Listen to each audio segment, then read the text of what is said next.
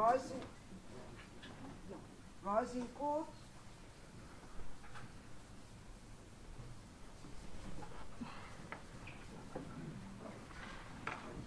Medical Center versus the Minister of Health Services.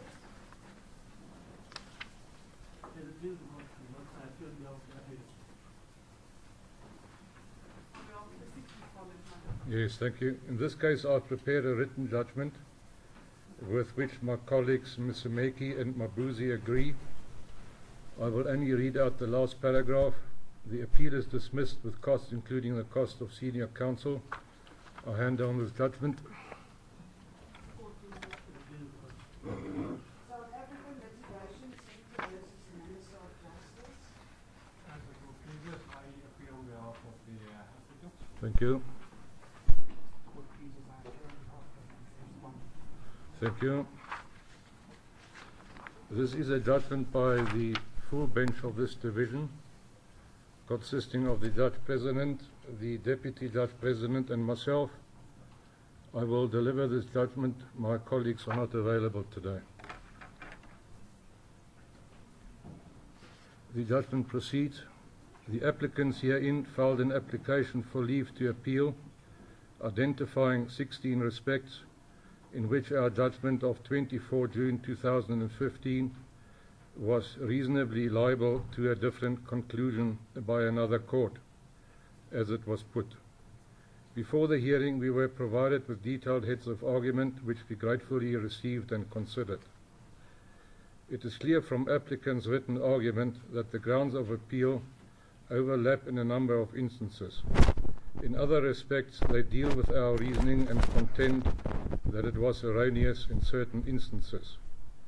The essence of this reasoning is that we erred by finding that the Cabinet resolution, coupled with a notice issued by the seventh respondent, did not trump the provisions of the implementation of the Rome Statute of the International Criminal Court Act 2002, which I will refer to hereafter as the Implementation Act. It will be recalled that the notice was issued in terms of the Diplomatic Immunities and Privileges Act, which I will refer to as the Immunities Act, and it was sought thereby to immunize any delegate attending the African Union Summit in this country from arrest. The reasoning advanced by the applicant boils down to a conclusion that this country was under no obligation to effect the warrant of arrest against President Bashir during his visit to this country. We do not intend to transverse these grounds again, inasmuch as all relevant issues were fully dealt with in our judgment. There is no point in merely repeating or confirming them again. It must, however, also be remembered that an appeal is solely aimed at an order of a court and not its reasoning.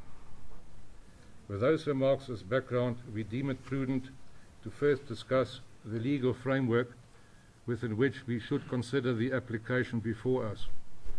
Our view is that the issues raised in the application at hand are best decided with reference to sections 16 and 17 of the Superior Court Act number 10 of 2013.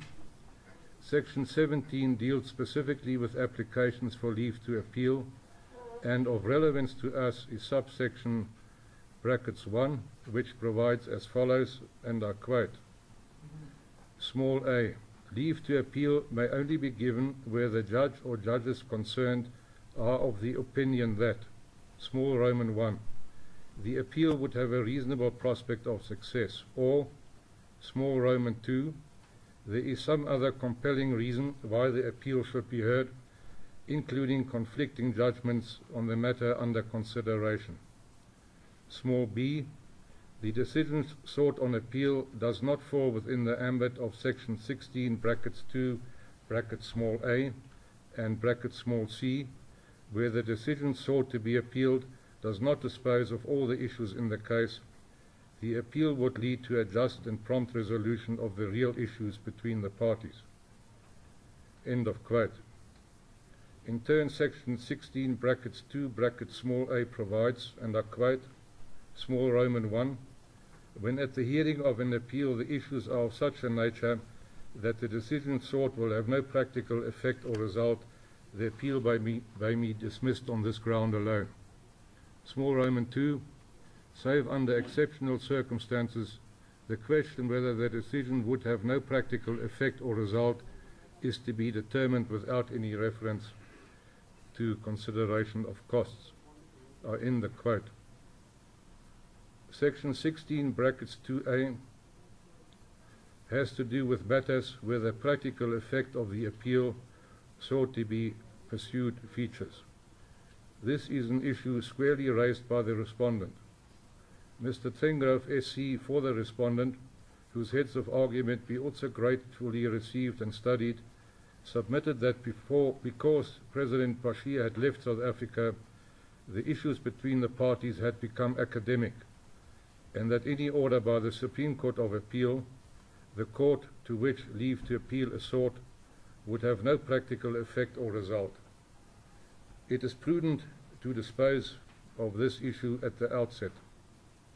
Section 17 brackets 1 brackets small b is clear that we should not grant leave to appeal should we be of the opinion that the appeal will have no practical effect.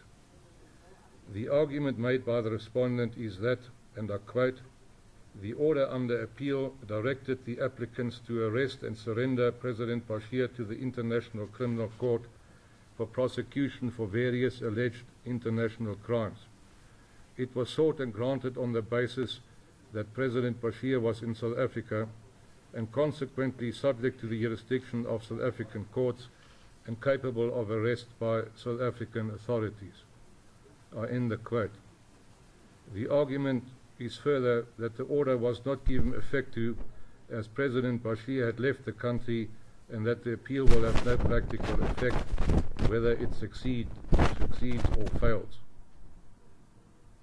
Mr. Gauntlet SC for the applicants argues that section 16 brackets 2 brackets small a does not imply in casu. The argument is that the appeal will indeed have practical effect as it will deal with the issue whether a sitting head of state enjoys immunity under international law and South African law or is subject to arrest in this country, which will affect future international events in this country. The second basis advanced by Mr. Gauntlet SC is that this court retains the discretion in the same manner as a court of appeal to which leave is sought, to entertain an appeal even though the appeal will have no practical effect between the parties. The argument in this regard is that the matter at hand raises important questions of public international law arising from the interpretation of the Implementation and Immunities Acts. On this basis, Mr. Gauntlet SC urged us to exercise the discretion and grant leave. Our courts have on numerous occasions stated that a matter is moot, quote, if it no longer presents an existing or live controversy requiring resolution, which should exist if the court is to avoid giving advisory opinions on abstract propositions of law. End of quote. I refer in this context to the decision of National Coalition for Gay and Lesbian Equality and others versus Minister of Home Affairs and others, 2000 brackets 2 SA 1 brackets capital CC close brackets at footnote 18.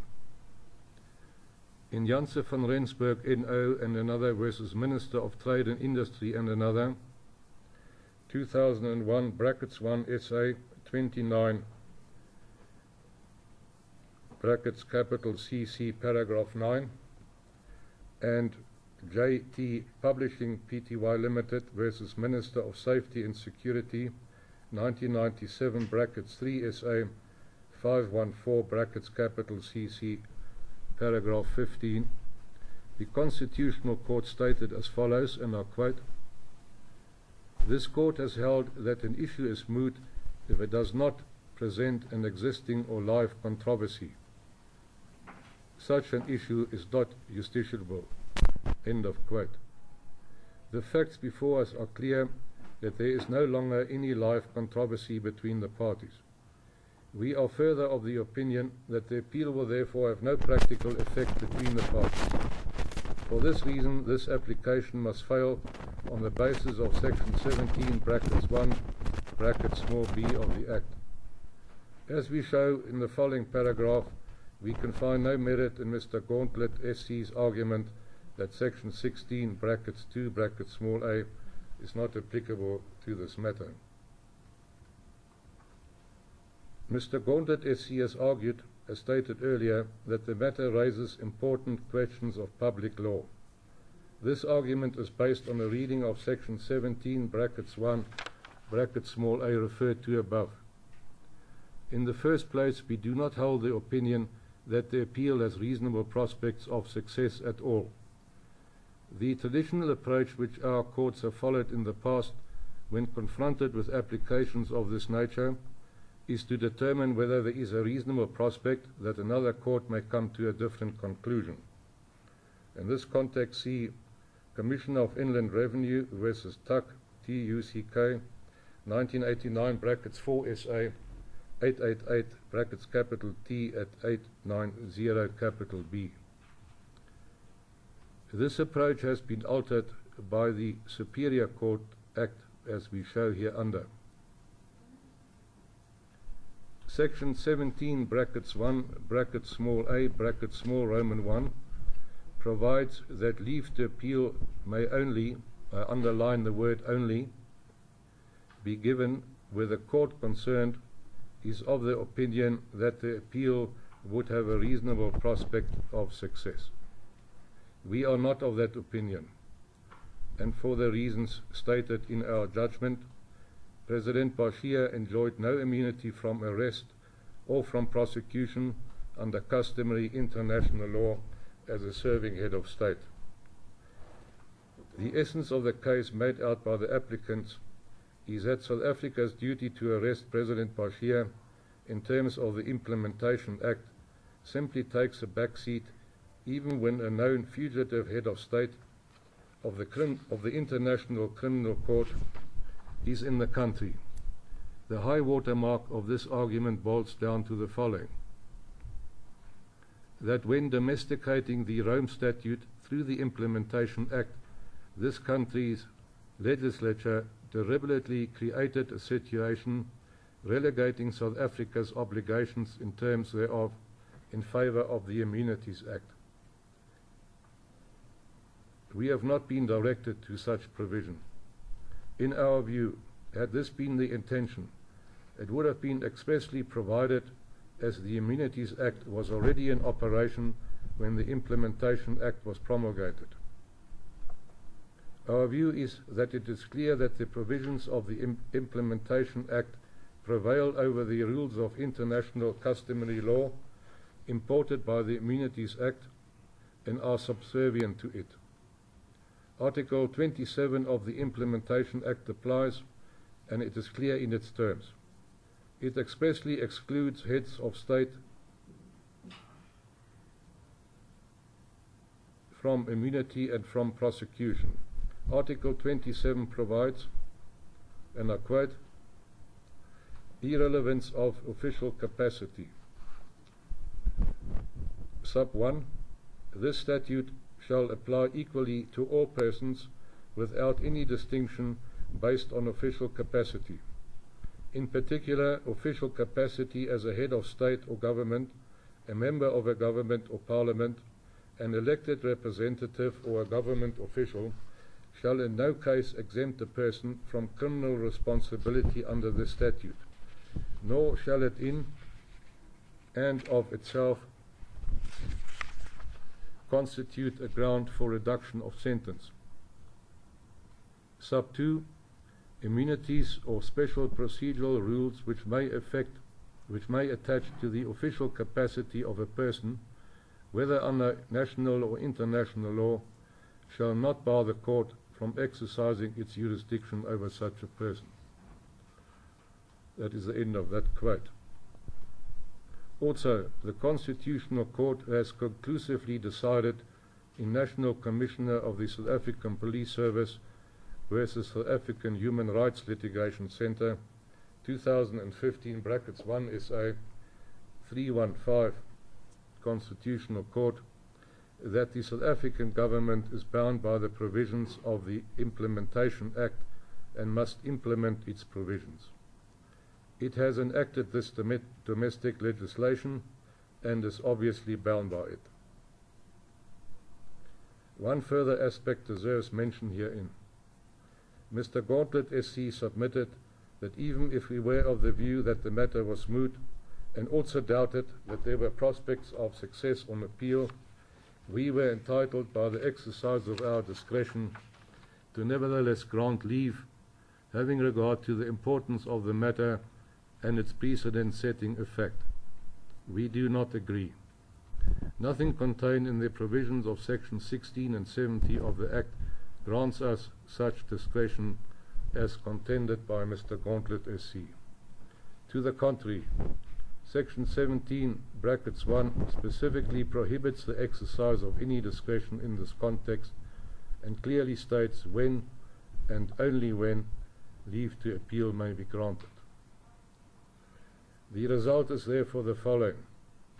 The application for leave to appeal is dismissed with costs, including costs of 2 counsel. I hand down this judgment.